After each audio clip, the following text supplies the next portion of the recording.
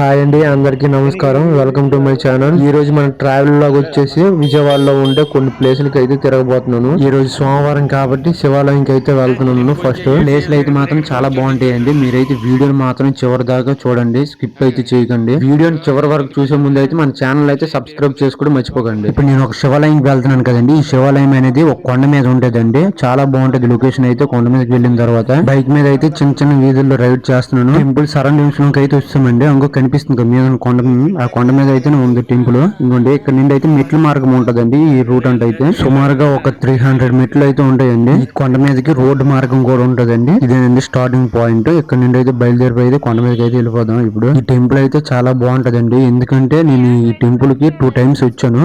చాలా బాగుంటది లొకేషన్ అయితే. విజయవాడలో కొంచెం కొన్ని ప్లేసులు అయితే మనం చూడగలము. మీద నుండి కొండ మీద నుండి అయితే కొన్ని సిటీ మొత్తం కనిపిస్తుంది. చాలా వ్యూ మాత్రం చాలా బాగుంటదండి. ఎందుకంటే నేను 2 times వచ్చాను, చూశాను. అందుకే మీకు చూపించాలనేసి అయితే మళ్ళీ వచ్చానండి ఇక్కడికి. టెంపుల్ కి అయితే రీచ్ అయిపోయామండి. ఇంకోటి ఇదేనండి టెంపుల్. విజయవాడలోని ఒక పవిత్రమైన శివాలయం ఉందండి. అది ఈ శివాలయమే. చాలా మందికి తెలీదు. అత్యంత శక్తివంతమైన స్థలం అండి ఇది. ఈ ఆలయం పేరు వచ్చేసరికి శ్రీ రామలింగేశ్వర స్వామి దేవస్థానం అండి.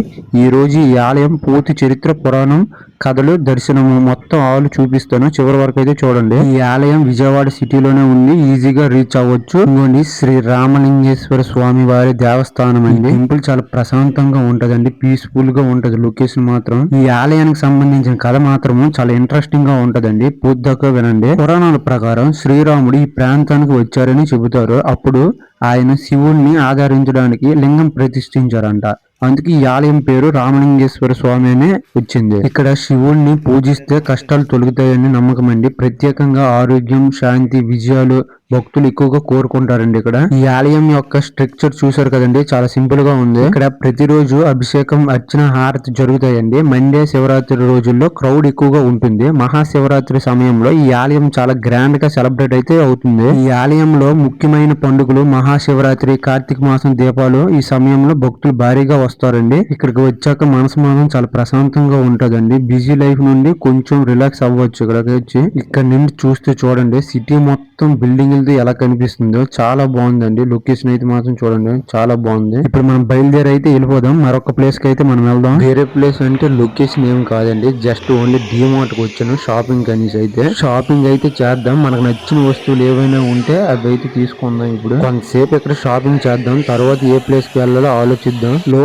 ప్రైస్ లో బెస్ట్ షాపింగ్ ఎక్కడ చేస్తారని అడిగితే అందరికి ఒకే ఆన్సర్ వస్తుందండి, డిమార్ట్ అండి. ఈ రోజు డిమార్ట్ లో ఫుల్ షాపింగ్ ఎక్స్పీరియన్స్ మీకు చూపిస్తాను. మార్కెట్ లో ఉన్న రేటు కన్నా ఇక్కడ కొంచెం తక్కువగా ఉంటదండి. ఫ్యామిలీకి బెస్ట్ షాపింగ్ మాల్ ఇది. ఇక్కడ క్లాతింగ్ సెక్షన్స్ చూడండి. డిమార్ట్ లో క్లాత్స్ కూడా ఉంటాయండి. T shirts, jeans, kids wear, అలాగే లేడీస్ కూడా మంచి మంచి డ్రెస్సులు ఉంటాయండి. బడ్జెట్ లో డీసెంట్ క్వాలిటీ అయితే దొరుకుతుంది. ఇక్కడ మనకి ఏ వస్తువులు కావాలన్నా డిమార్ట్ లో అయితే సింపుల్ గా దొరుకుతాయి. తక్కువ కాస్ట్ లో దొరుకుతాయి. బయట ఉన్న మార్కెట్ లో కన్నా ఇక్కడ డిమార్ట్ లో కొంచెం తక్కువ రేట్ గా ఉంటాయండి ఏవైనా సరే. ఇక్కడ ఉన్న స్పోర్ట్స్ వస్తువులు చూసుకుంటే బ్యాట్స్ అయినా సరే, టెన్నిస్ బాల్స్, వాలీబాల్స్ అన్ని తక్కువగానే ఉన్నాయి బయట ఉన్న మార్కెట్ కంటే ఉన్నాయి. ఇక్కడ ఒక 3-4 బ్యాట్లు చూసాను, చెక్ చేశానండి. బ్యాట్స్ అయితే మాత్రం చాలా బాగున్నాయి, తీసుకోవచ్చు, పర్వాలేదు. ఫ్యామిలీకి సంబంధించిన ఏ వస్తువు అయినా సరే, ఇంట్లో కావచ్చు, దేనికైనా అవ్వచ్చు, అన్ని అక్కడ ఉన్నాయండి. చూడండి, అన్ని అవైలబుల్ గానే ఉన్నాయి. ఇక్కడ నుండి అయితే మన షాపింగ్ అయితే అయిపోయింది. వెళ్ళిపోదాం ఇక్కడ నుండి. నెక్స్ట్ ప్లేస్ వచ్చేసరికి ట్రెండ్ సెట్ కి అయితే వచ్చానండి. షాపింగ్ మాల్ ఇది అయితే చూద్దాం. షాపింగ్ మాల్ చాలా బాగుంటది. లోపల అయితే మాత్రం నేనైతే ఈ షాపింగ్ మాల్ కి ఒక 3-4 times అయితే వచ్చాను ఇంతకు ముందు. అయితే లోపలికి వెళ్దాం, ఎలా ఉంటుందో చూద్దాం పదండి. టైం వచ్చేసరికి 2:30 అవుతుందండి. లోపలికి అయితే ఎంటర్ అయిపోయాను. చూద్దాం ఎలా ఉంటుందో. షాపింగ్ మాల్ మాత్రం చాలా బాగుంటదండి. ఇక్కడ చూస్తే చూడండి, ఎగ్జిబిషన్ లాగా ఉందండి. చూడండి, చిన్న పిల్లలకి ఎగ్జిబిషన్ లాగా ఉన్నది. జస్ట్ చిన్న ఎగ్జిబిషన్ మాత్రమే ఇది. ఒక షాపింగ్ మాల్ డెవలప్మెంట్ అవ్వాలంటే ఇలాంటివి ఉండాలండి. ఎందుకంటే చిన్న పిల్లలకి అట్రాక్టివ్ గా అనిపించేవి ఏవైనా సరే పెడితేనే షాపింగ్ మాల్ అనేది బాగా ఫేమస్ అవుతుంది. షాపింగ్ మాల్ లోకి అయితే ఎంటర్ అయిపోయినండి. ఫస్ట్ ఫ్లోర్ లో అయితే ఉన్నాను ఇప్పుడు ప్రెసెంట్. ఏ షాపింగ్ మాల్ అయినా 24 hours లైట్స్ తోనే ఉంటదండి. ఎందుకంటే షాప్ అనేది అట్రాక్టివ్ గా కనిపించాలి ఎవరికైనా సరే. చూద్దాం, అన్ని ఒక రౌండ్ అయితే వేద్దాం, తిరగదాం. మొత్తం షాపింగ్ మొత్తం ఎలా ఉంటుందో చూద్దాం. ఫస్ట్ ఫ్లోర్ అయితే చూసాను, అంతగా ఏం లేదు. సెకండ్ ఫ్లోర్ మీద అయితే మనం వెళ్దాం. ఇప్పుడు ఎలా ఉంటుందో చూద్దాం. సెకండ్ ఫ్లోర్ మాత్రము వీడియో గేమ్స్, ఆడియో గేమ్స్ తో మాత్రమే ఉన్నాయి. చూడండి, మొత్తం గేమ్సే. మొత్తం షాపింగ్ మొత్తం గేమ్స్ ఉన్నాయి. సెకండ్ ఫ్లోర్ మొత్తం చూడండి, వెరైటీ గేమ్స్ ఉన్నాయండి. సినిమాలో చూపిస్తారు కదండి, మూవీస్ లో అంట కొన్ని. నేను అదే ఫస్ట్ టైం అప్పుడే చూడడము తప్పించి బయటనైతే ఇదే చూడడం. చూడండి, మొత్తం వీడియో గేమ్సే.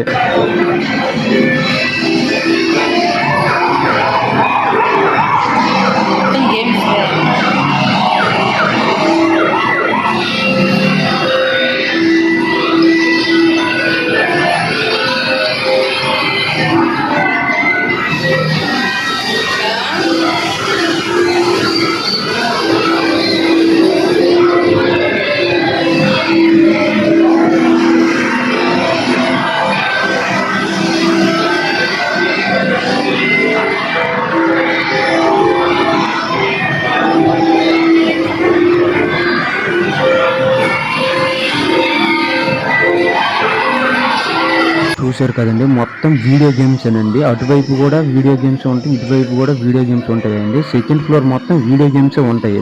గేమ్స్ కాస్ట్ వచ్చేసరికి మీరు తక్కువగా ఉంటదని అయితే మాత్రం ఎక్స్పెక్ట్ చేయకండి, చాలా ఎక్కువగానే ఉంటాయి.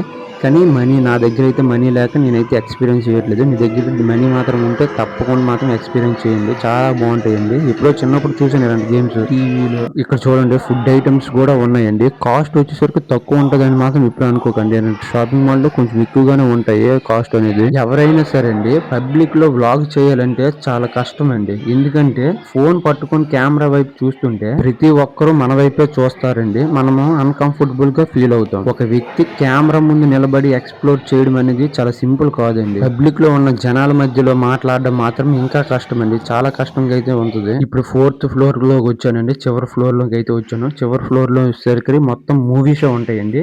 మూవీస్ టికెట్ వచ్చేసరికి 120 రూపీస్ ఉంటుంది. ఏ సినిమా అయినా సరే, కొత్త రిలీజ్ అయిన సినిమా సరే 120 రూపాయలు మాత్రమే ఉంటదండి కాస్ట్ వచ్చేసరికి. మొత్తం చూడండి, మూవీ పోస్టర్లతో అయితే మాత్రం షాపింగ్ మాల్ మాత్రం ఎదిరిపోయింది, చాలా బాగుంది షాపింగ్ మాత్రం. ఈ షాపింగ్ మాల్ లో నేను ఆల్రెడీ ఒక మూవీ కూడా చూసాను, చాలా రోజులు అవుతుంది. గురు సినిమా అయితే వెంకటేష్ ఉంది కదండి, ఆ సినిమాకి అయితే వెళ్ళాను, చాలా రోజులు అవుతుంది ఇప్పటికైతే. నాకు ఈ లాస్ట్ ఫ్లోర్ మాత్రం బాగా నచ్చిందండి, లైటింగ్స్ తోని పోస్టర్లతో అయితే బాగుంది. మళ్ళీ కిందకైతే వచ్చానండి, జస్ట్ చిన్న ఎక్స్ప్లోర్ చేశాను మొత్తం అంతే. షాపింగ్ ఎలా ఉంటదని చిన్న ఎక్స్ప్లోర్ చేశాను జస్ట్. నేను ఇక్కడ ఏం కొనడానికి ఏం రాలేదు, జస్ట్ ఎక్స్ప్లోర్ చేద్దామని ఈ షాపింగ్ మాల్ కి అయితే వచ్చాను. టైం వచ్చేసరికి 4 అయిపోయిందండి, చాలా టైం అయితే అయిపోయింది. మార్నింగ్ నుండి తిరుగుతూనే ఉన్నాను. ఇదండి ఈ రోజు మన వ్లాగ్ వచ్చేసరికి. మీకు వీడియో నచ్చిందని అయితే అనుకుంటున్నానండి. మనమైతే ఇక్కడ నుండి అయితే బయటకి అయితే వెళ్ళిపోదాం, ఇంటికి అయితే వెళ్ళిపోదాం, ఎందుకంటే చాలా టైం అయిపోయిందండి. మీకు ఈ వీడియో నచ్చినట్టయితే మన పేజీని అయితే ఫాలో చేయడం మాత్రం మర్చిపోకండి. మరొక వీడియోతోనే రేపు కలుద్దాం.